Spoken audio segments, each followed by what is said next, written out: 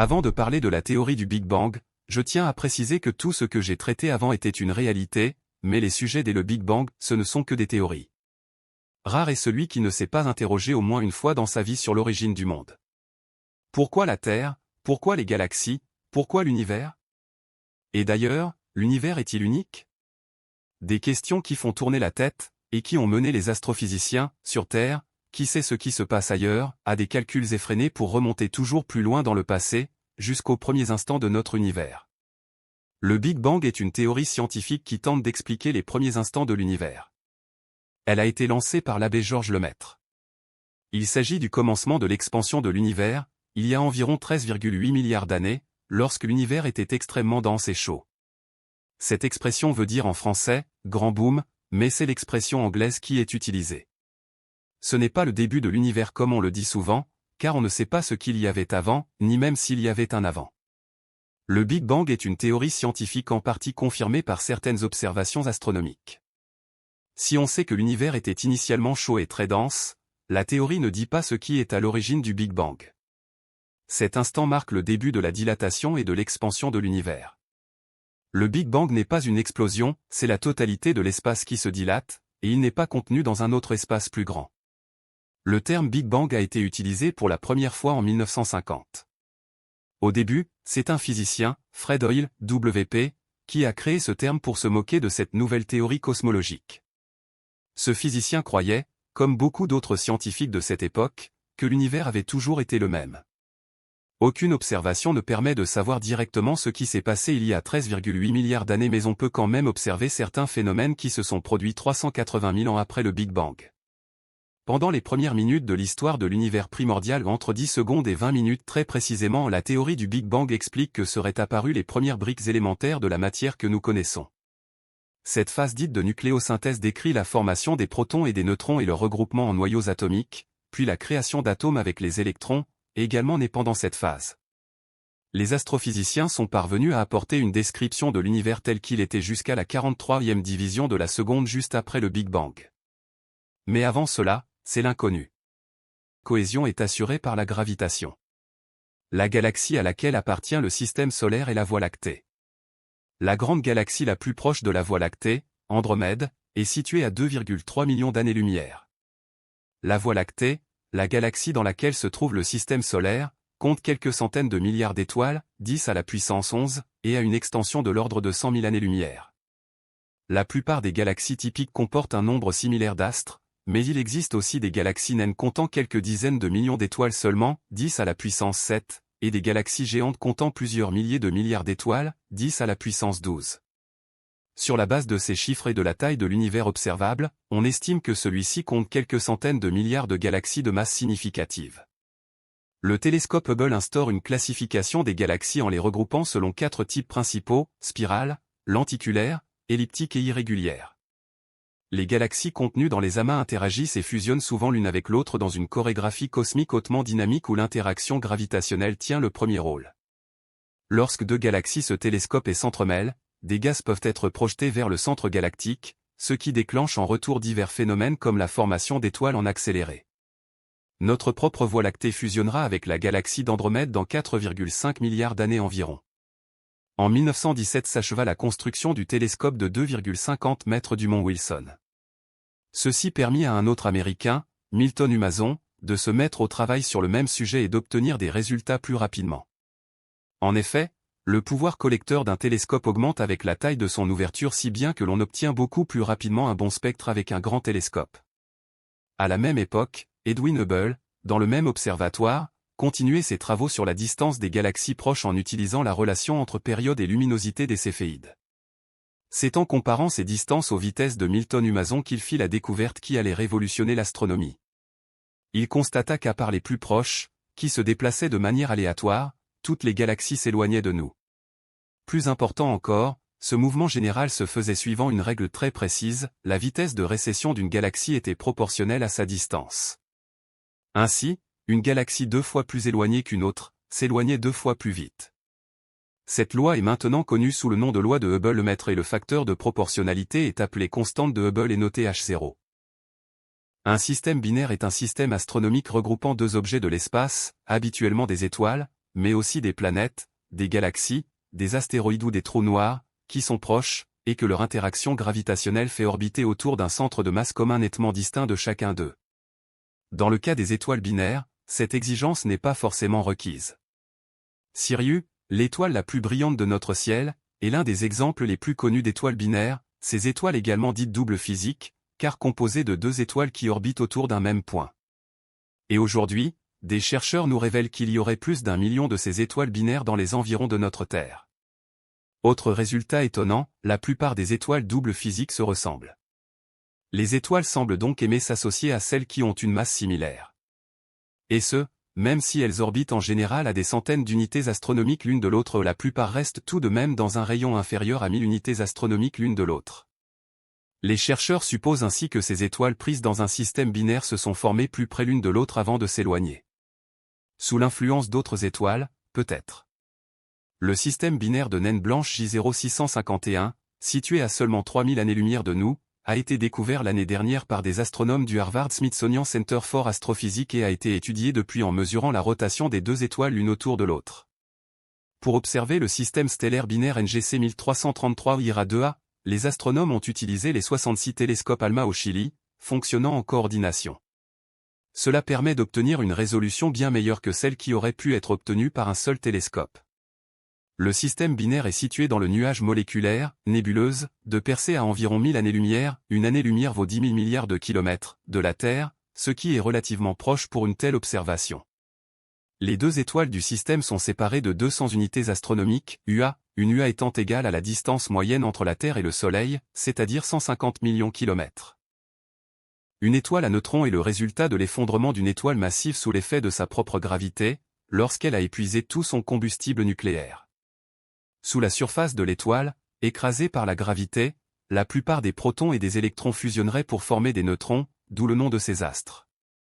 Selon la masse du noyau qui s'effondre, ils se forment, par ordre croissant de masse, soit une naine blanche, soit une étoile à neutrons, soit un trou noir. Ces objets célestes sont issus d'étoiles autrefois très grosses qui ont atteint 4 à 8 fois la taille de notre Soleil avant d'exploser en supernova. Après une telle explosion, les couches extérieures de l'étoile sont projetées dans l'espace mais le noyau demeure, sans toutefois produire de fusion nucléaire. Sans la pression extérieure de la fusion pour contrebalancer l'attraction de la gravité vers l'intérieur, l'étoile se condense et s'effondre sur elle-même. Malgré leur petit diamètre, environ 20 km, les étoiles à neutrons ont une masse près de 1,5 fois supérieure à celle de notre Soleil et sont donc incroyablement denses. L'équivalent d'un simple morceau de sucre de matière d'étoile à neutrons pèserait environ 100 millions de tonnes sur Terre. Malgré leur petit diamètre, environ 20 km, les étoiles à neutrons ont une masse près de 1,5 fois supérieure à celle de notre Soleil et sont donc incroyablement denses. L'équivalent d'un simple morceau de sucre de matière d'étoile à neutrons pèserait environ 100 millions de tonnes sur Terre. La densité hors norme d'une étoile à neutrons provoque la combinaison des protons et des électrons en neutrons, le processus qui donne leur nom à ces étoiles. La composition de leur noyau est inconnue, mais il pourrait être constitué d'un superfluide de neutrons ou d'un état de matière inconnu. Les étoiles à neutrons exercent une attraction gravitationnelle extrêmement forte, bien supérieure à celle de la Terre.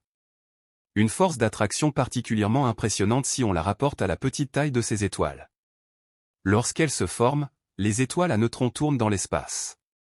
Au fur et à mesure qu'elles se compriment et se rétrécissent, cette rotation s'accélère en raison de la conservation du moment cinétique, le même principe qui fait qu'une patineuse en rotation accélère lorsqu'elle étend ses bras. On appelle étoile variable, une étoile dont la luminosité varie dans le temps. Une définition qui pourrait s'appliquer à la plupart des étoiles. Car, entre risque d'effondrement ou de dispersion, l'équilibre des étoiles reste instable. Et sur le long terme, quasiment toutes les étoiles présentent une luminosité variable. Même notre Soleil connaît des cycles d'activité qui influent sur sa luminosité.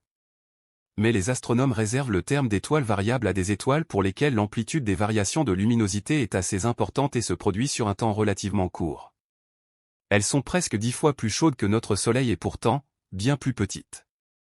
Et ces étoiles sous naine chaude sont les toutes premières découvertes d'une nouvelle catégorie d'étoiles variables. Des étoiles dont la luminosité change de manière marquée toutes les 5 minutes. Les deux principaux types de variables pulsantes sont les céphéides et les étoiles RR Lyrae. Ces astres jouent un rôle central en astrophysique et nous les rencontrerons à plusieurs reprises.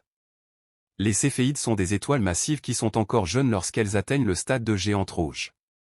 Leur luminosité varie avec une période comprise entre un jour et plusieurs semaines.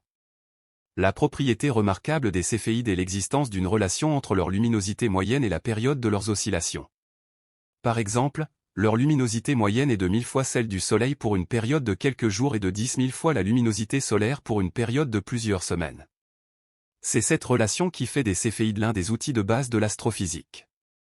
Les étoiles RR Lyrae sont quant à elles des étoiles peu massives et vieilles. Leur période d'oscillation est inférieure à un jour. Contrairement aux céphéides, elles ont toutes la même luminosité moyenne, environ 100 fois celle du Soleil.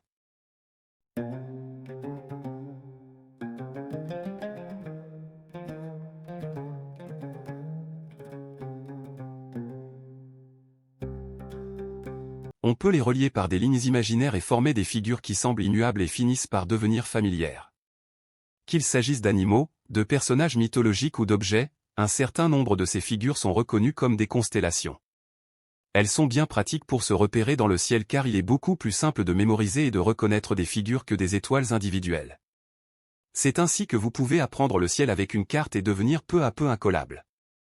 Aujourd'hui, 88 constellations sont officiellement reconnues, c'est l'Union astronomique internationale, IAU, qui les a fixées une fois pour toutes en 1922. La liste complète est accessible sur le site de l'IAU. Cela fait beaucoup de constellations à retenir, un bon début peut déjà être de connaître les constellations du zodiaque. Beaucoup de constellations doivent leur nom à la mythologie gréco-romaine, ainsi Orion, Céphée, Hercule et Andromède. Tous ces personnages ont une histoire, parfois assortie de variantes, qui les relie souvent aux éponymes des constellations voisines. Un exemple de constellation dont le nom nous vient de l'Antiquité est celle d'Orion. Les anciens Grecs ont vu dans cet arrangement d'étoiles un chasseur géant, muni d'une épée rangée dans son baudrier. Ils lui ont donc donné le nom d'un célèbre chasseur présent dans leur mythologie, Orion. Pour la trouver, rien de plus simple. Il vous suffit de chercher 3 étoiles brillantes alignées et proches les unes des autres. Il s'agit du fameux baudrier d'Orion. 2 autres étoiles, plus brillantes et en direction du nord, marquent les épaules du chasseur. Et 2 autres étoiles vers le sud représentent ses pieds. Une géante rouge est une étoile qui, comme son nom l'indique, est géante, et de couleur rouge. Ce sont des étoiles qui sont arrivées à la fin de ce qu'on appelle la séquence principale, avant d'exploser. Les géantes rouges sont les étoiles géantes les plus fréquentes, et malgré leur température peu élevée, leur taille énorme les rend très lumineuses et visibles de loin. L'enveloppe de l'étoile commence à se dilater et l'astre devient bientôt une étoile géante. En gagnant en volume, l'enveloppe perd en densité et en température. Cela se traduit par un changement de couleur vers le rouge. L'étoile quitte la séquence principale pour entrer dans un autre groupe, les géantes rouges. Ce sont des étoiles qui proviennent de la séquence principale et qui ont une masse comprise entre 0,7 et 6 masses solaires. Le cœur de ces étoiles ne contient pratiquement plus d'hydrogène et c'est au tour de l'hélium d'être brûlé. Cet hélium provoque une nouvelle surchauffe du cœur, qui a pour effet d'échauffer les couches externes et provoque ainsi une dilatation considérable de l'étoile. Un jour, d'ici environ 5 milliards d'années, le Soleil connaîtra lui-même ce destin.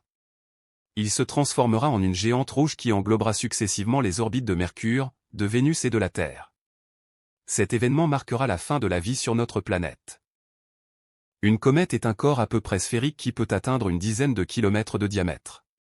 Il est constitué de glace et de poussière. Son nom vient du grec coma qui signifie « que ». En effet, lorsqu'une boule de neige sale s'approche du Soleil, une partie de sa matière se sublime et l'astre développe une queue de poussière longue de plusieurs millions de kilomètres. Cette matière réfléchit la lumière du Soleil, ce qui rend le corps visible depuis la Terre, on parle alors de comète. Il existe différents types de comètes. Les comètes non périodiques. Une comète issue du nuage dehors ne passe qu'une seule fois près du Soleil, on dira qu'elle est non périodique. Les comètes périodiques. D'autres comètes sont périodiques, telle la comète de Halley, et passent régulièrement près du Soleil. Lors d'un passage, elles perdent une partie de leur masse et finissent donc par s'éteindre, faute de matière à sublimer. La comète de Halley, elle est sans nul doute la plus célèbre comète.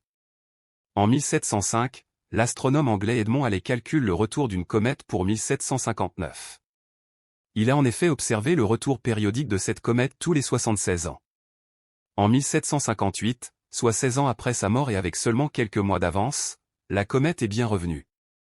Le 2 juillet 1985, Ariane 1 mettait sur orbite la sonde européenne Giotto.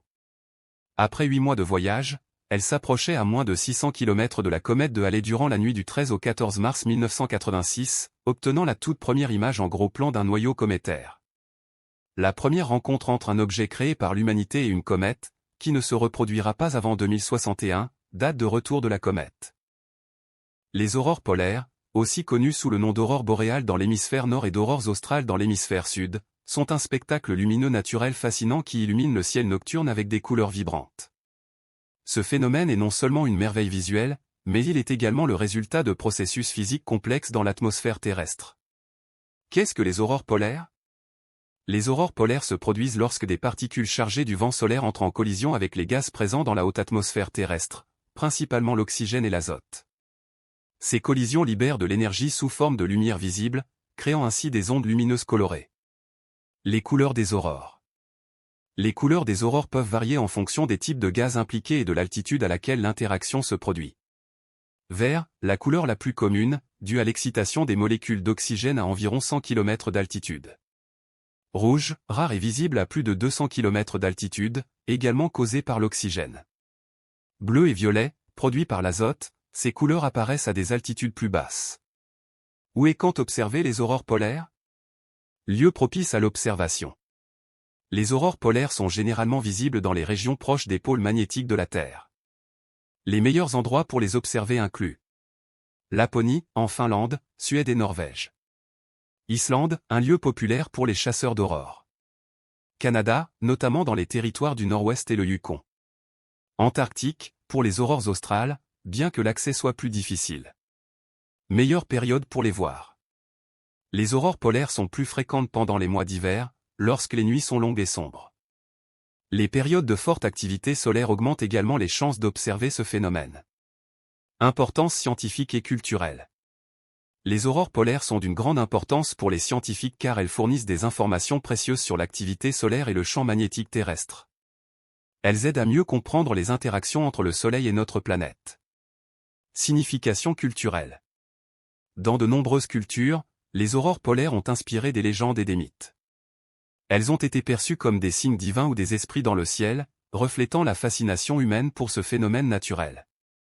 Conclusion. Les aurores polaires restent un mystère captivant et une source d'émerveillement pour les observateurs du monde entier. Que vous soyez un scientifique ou simplement un amoureux de la nature, assister à ce spectacle céleste est une expérience inoubliable.